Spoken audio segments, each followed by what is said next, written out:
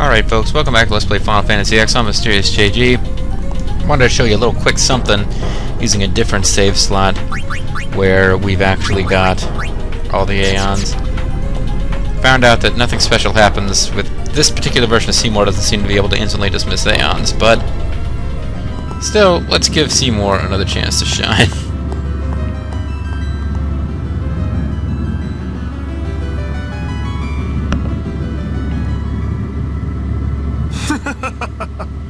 Don't you ever give up? Jeez, dude. Sin has chosen me.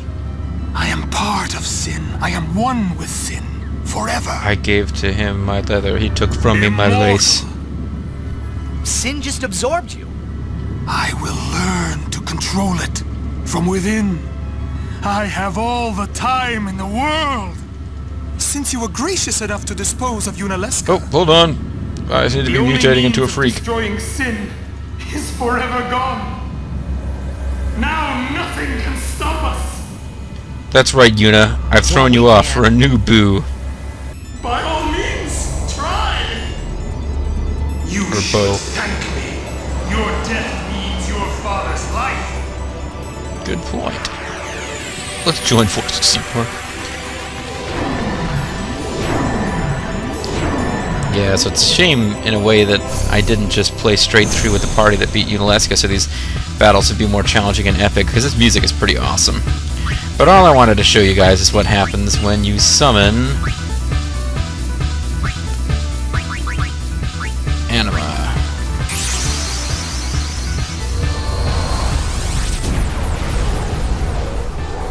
Against Seymour. Anima, you will remember, of course, is Seymour's mother. Was transformed into Seymour's final Aeon by Yunalesca, but then Seymour somehow doesn't die. Oh, because he summons her. Oh, hold on. It makes sense. Just let me shut up for a second. You would oppose me as well? So be it. Throughout the game, well, rather from the point when the player is filled into the fact that Yuna will die when she defeats Sin, we've always assumed that it's because summoning the final Aeon will kill you, because this final Aeon will destroy the summoner and Sin.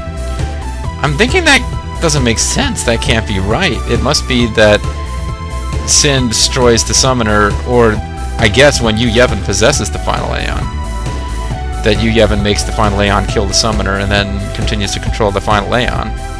Because otherwise, this whole thing with Anima doesn't make sense. Anima must be what Seymour's mother was turned into by Yunalesca, but Seymour summons her to fight against regular generic fiends to make himself look badass.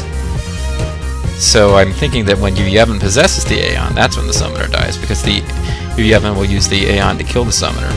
And the summoning the final Aeon does not in and of itself kill you. Anyway, I hadn't really thought about that before, but the point was to hear Seymour say, "So you would oppose me as well? So be it. I can trust no one but Genji." Anyway, let's use Oblivion on Seymour. Just for funsies. He's like, Mommy? I still love you, Mommy.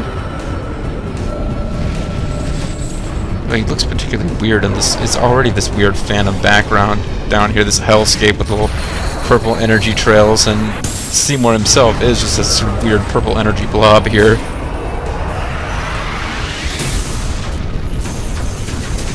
Yeah, this is going to kill Seymour.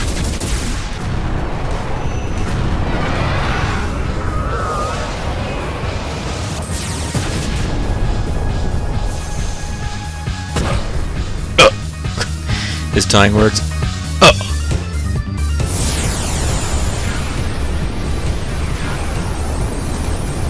Yuna's like, "How dare you try to replace me with sin?" And Seymour's like, "No, I wanted to commit sin with you, Yuna." If it had been so puritanical, we would have been a great couple.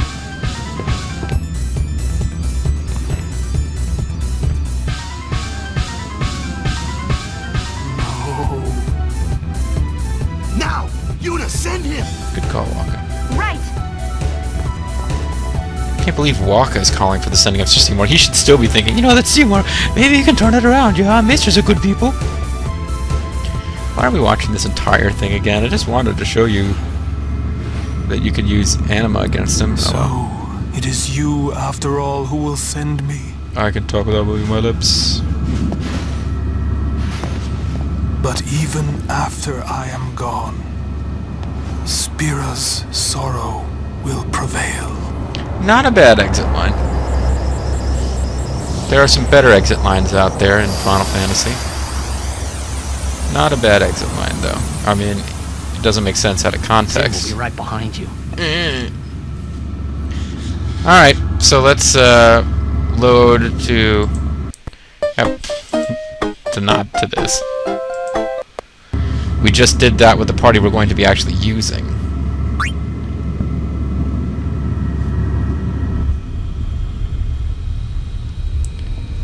And we defeat Seymour and we end up... Well, I end up walking off screen. Okay, the Sea of Sorrow. We can no longer visit the Garden of Pain. We can now go straight from the Sea of Sorrow to the City of Dying Dreams.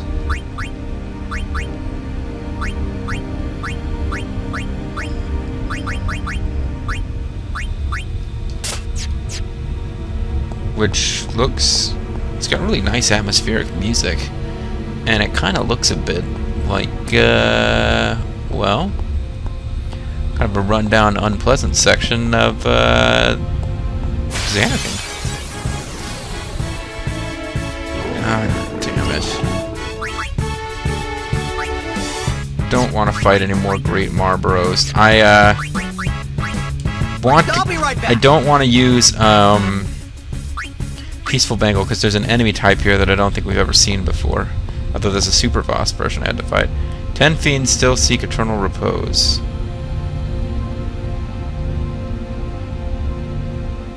I don't know what the hell that is. I don't remember having noticed that before.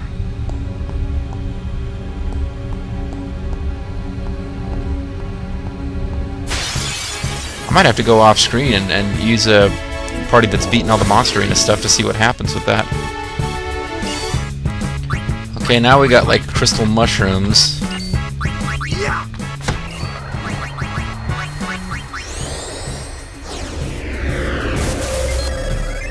The crystal mushroom is being killed. Exo-ray. Cast Faraga. Silence is the way to go.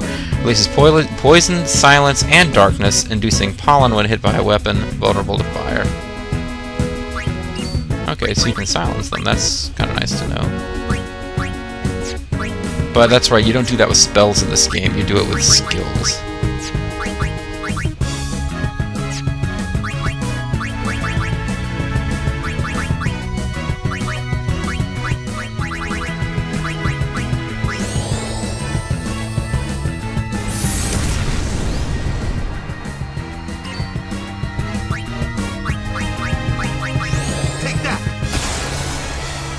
Okay, there's no point in silencing them. This particular party can handle them easily.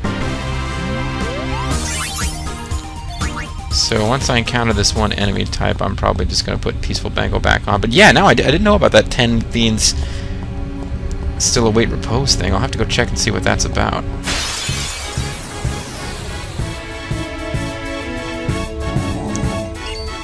It's the Gemini!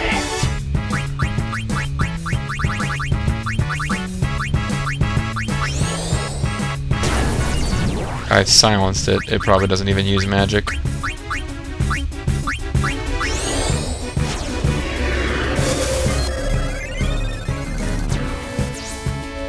After receiving a certain amount of damage, they unleash a powerful, synchronized attack, the Double Reaper. One absorbs lightning and fire, while the other absorbs water and ice. Fire and ice, just can't get rid of them.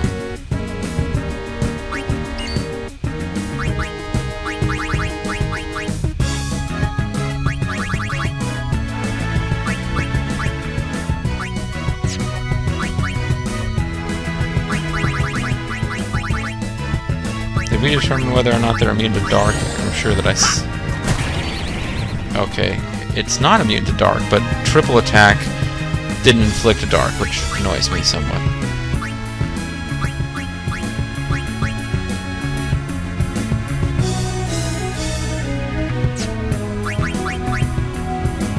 Oh, they're immune to different things. Eh, forget it. Physical attacks will be fine.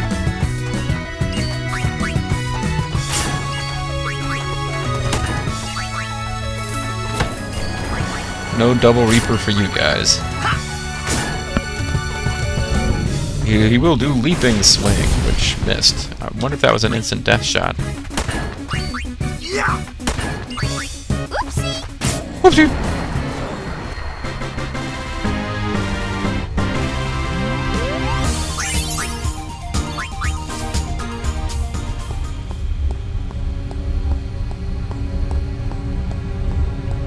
What's this thing? It looks like a wafer-thin wall. Shove it over. Hey, treasure! I wonder if it's safe to cross this thing. Just when you thought it was safe to come out of the ocean. Or to go back to the beach or whatever. To bash at the beach. So yeah, we're wandering around, it seems, inside of Dream Zanarkand, except that there's no people and there's fiends. So I'm not really sure what this is about. It's kind of spooky and atmospheric, though.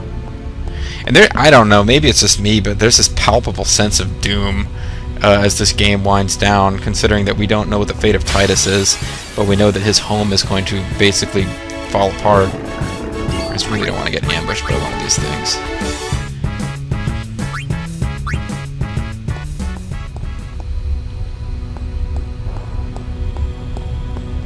Hey, there's a glyph on this wall.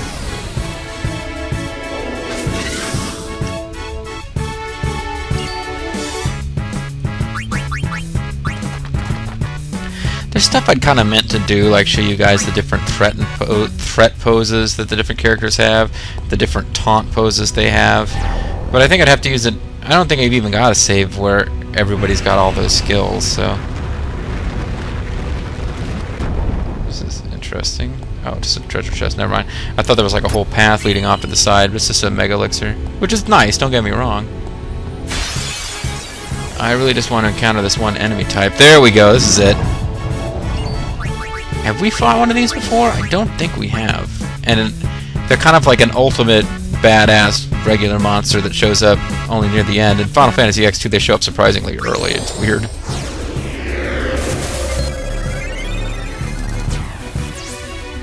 Barbados. Barbados, not so slim. Covered in thick armor, armor break works well, but watch out for a powerful counterattack. All of its attacks deal great damage, so beware. Yeah, this thing's kind of mean. It's immune to all the breaks except armor break. Silence, darkness, slow. Looks like you can. No, I was about to say, looks like you can poison it. You can't poison it.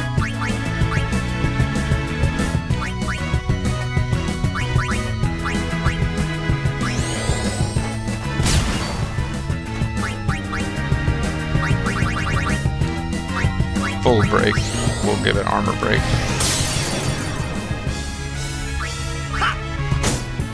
Which will enable us to do a lot of damage.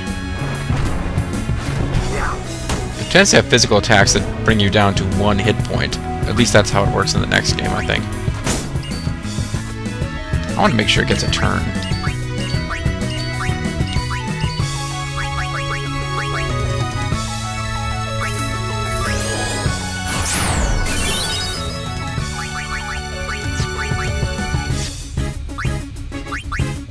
See if it has a magical counterattack or something.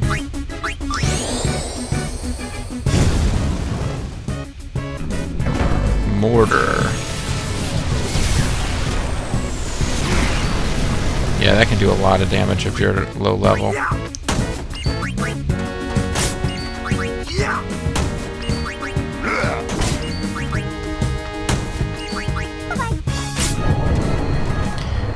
of an anticlimax for the poor creature.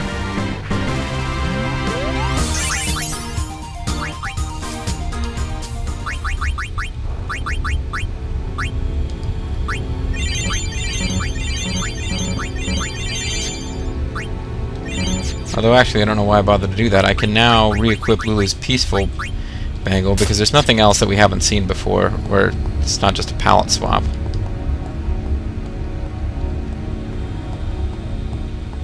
So I'm free to explore Dream Zanarkand at my leisure. Hey, there's a treasure chest over here. Pretty cool. Pretty obscure. Whoa! And that thing shoots up. That looks like an area that we'll be visiting later. We won't, but it looks like an area that we'll be visiting later. Those standing things over there. Come over here, it's actually just another treasure chest. Then we can come down here, is yet another treasure chest. And we settle on down there.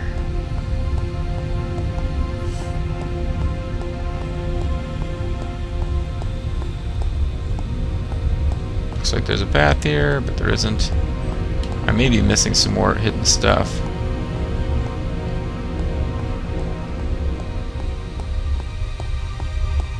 Whoa! Nice shot of Tidus's crotch. Can we go back up there? No, it's too steep. So we come down here, there's a treasure chest. Leviathan. Then we just start climbing.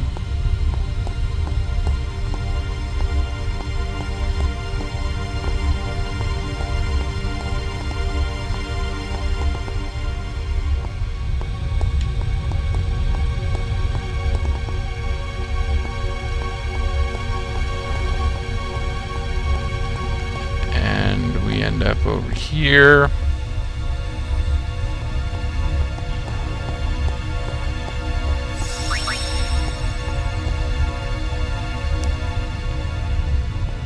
This is the other exit to this area that we were just in, actually, because for reals, the normal way that you'd get out of there is you come over here. This is where we found like that little, this is the thing that we slid down. So if we come up here, like all these things start popping up to block us. But eventually you make your way here and he's like, whoa! And there's this huge pit. And you can see at the bottom of it that treasure chest. That's a little clue that there's a way to go down there and get the treasure chest. So normally I would actually find that thing and the treasure chest has still been unopened and I would have to explore until I found this chute. But this time I just went ahead and found it the first time. Oh, floor collapsed underneath you. But you end up at the same place. If you come back over here, floor collapses again, you slide out backwards. So yeah. That bridge is just kind of a neat little doohickey. Doesn't lead to anything special. Just gives you a sense that Dream Zanarkand is decaying around you. We are now at Sin, Tower of the Dead. Trucking from New York to LA. Here comes the Tower of the Dead. Jerry Garcia's piloting it. Knocks you off your feet. I don't know enough Grateful Dead music to make any more references.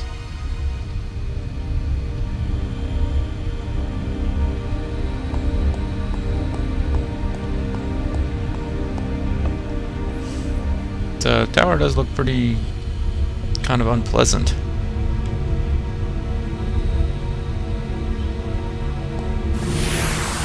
If you touch it, you get teleported to whatever this is.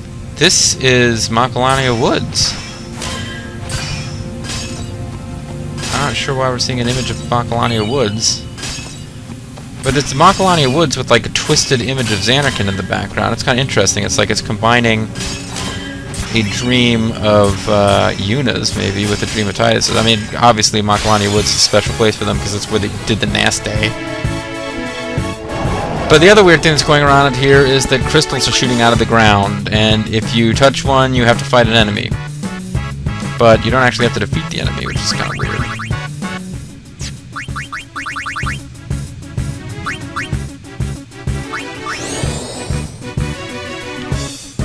Points at him and gives him a thumbs down, and surprisingly, it works on Bombman.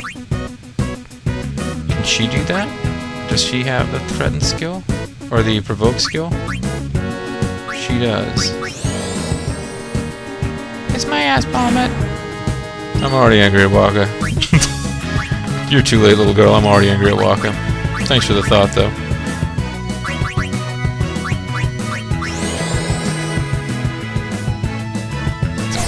Wait, what did she do? Did she do the "you're a round-eyed gaijin" gesture where you pull down your eye and then point at him and wave? I didn't really get a good look at that, but that was kind of weird. How about you? You can provoke. Waves his tail at him?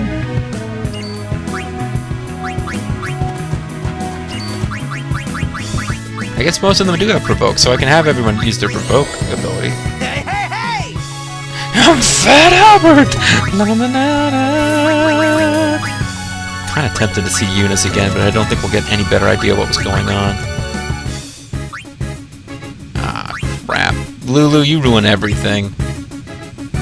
We'll have to cheat and find a way to get hers. We'll either use an ability sphere to give her provoke or copycat.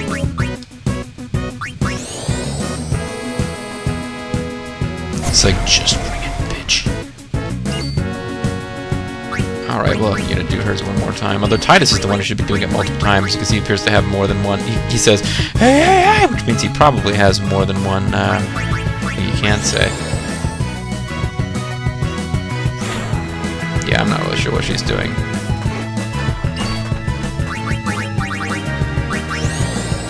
Hey, you! Over here!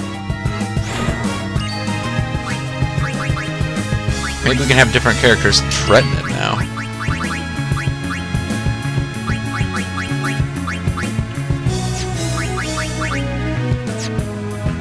Oh, that won't work until he gets a turn. Do not move.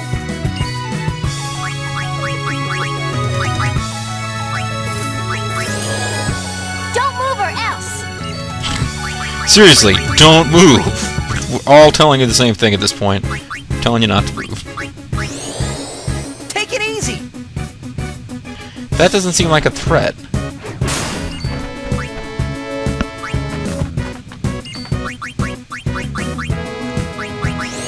Stay. Well, we did get a nice shot of his crotch. See the ball over his head. That was great.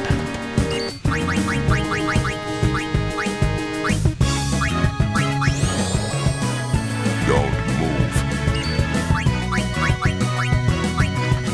Now the terrifying and threatening tone of Yuna will come into play. Don't move. See, Hetty Burgess does it intentionally. She's trying to sound like she's kind of femmy and not that, you know, confident. So she's like, don't move. Alright. Lulu doesn't get to do it because she doesn't have any appropriate skills. So let's make Tidus start provoking some more. You want some of this? I can't believe you think I'm that gay. And you can threaten some more. We'll see if you guys have more than one threaten thing they say. Or no, we'll just do copycat again.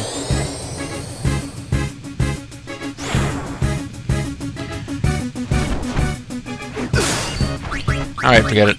I grow bored with this. Oh, I meant to flee. I didn't realize. I'm so used to flee being the default special command because I've been playing around with characters where they almost all have it. You know, whatever. Alright, so we have to. You see the little counter in the bottom left corner? Well, for reasons that are never explained. Yeah, I suck at this. Oh, and I was going to give Lulu special powers anyway. I was going to use ability spheres to allow her to threaten and provoke things. Just so that we could all see it. Live and let live! I don't think anyone else has quotes when they use the flee skill. Not even slash. Alright, sphere grid. Lulu. Special sphere. Oh. She's not going to be able to learn both of them. We don't have enough special spheres. I could teleport her to one of them. I could just make her learn copycat, but then we'd have to be careful with the turns, making sure they lined up the right way. So if I can find them on the grid, I can just make her learn them this way. Cheer, provoke.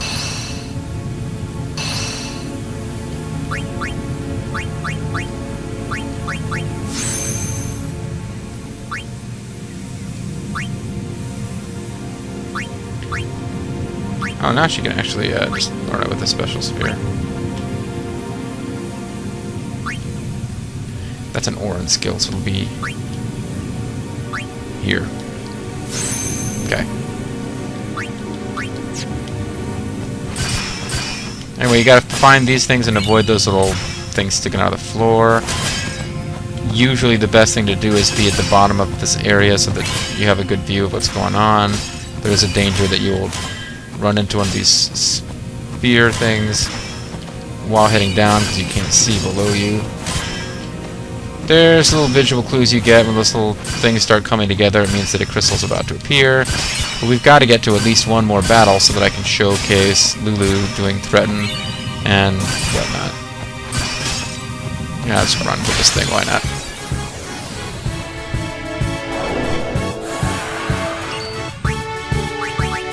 I meant Lulu, not you. Not you, you.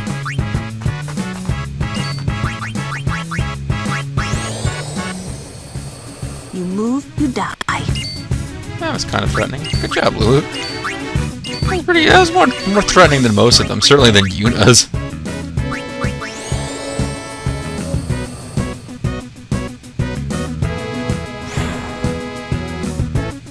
The ghost was not enraged when she showed it her knockers and then blew it a kiss.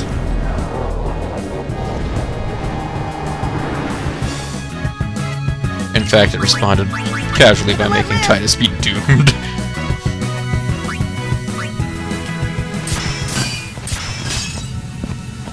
Okay, so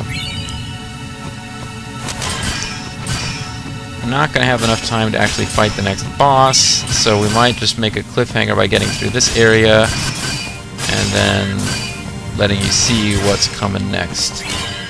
And, you know, that'll be exciting. Oh, I guess I already got 10 of them, so that's enough.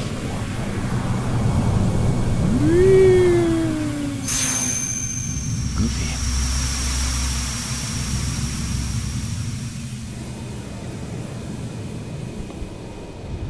And we are... Hey, it's like Blitzball Stadium, huh?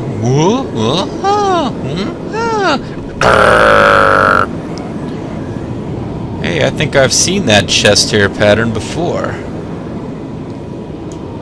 Sin, Dreams, End.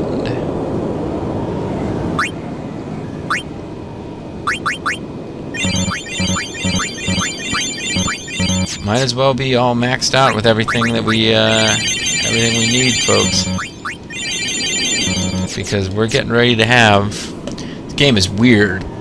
There's a lot left, but there's a lot of stuff at the end where, you know, you get done having losable battles when there's still a lot of story to go. And not just because it's a long ending. There's a lot of stuff that makes you play through, but you can't lose. It's kind of like, if you think of the final battle, the final boss battle of Metal Gear Solid is when you fight Liquid Snake on the roof of Metal Gear, but then you've got this big long car chase sequence. Yeah, this game takes that and goes even farther. This game has a huge car chase sequence at the end. No, it's not literally a car chase sequence. But I'm running out of opportunities to spoil the ending, and yet I keep trying to find ways. So when we come back, folks, apparently standing at the other end of this room is a man with a chest hair shaved into a weird pattern, his arms crossed. I think we know who it is. But we're going to wait till next time to have the long-awaited reunion between father and son. This has been Mysterious JG. I want to thank you guys for watching. And let's just hope together that Tidus doesn't embarrass himself too much in front of Yuna with whining petulance towards his dad. And the game is very nearly over, folks, as you've probably guessed. So I'll see you soon. Bye-bye.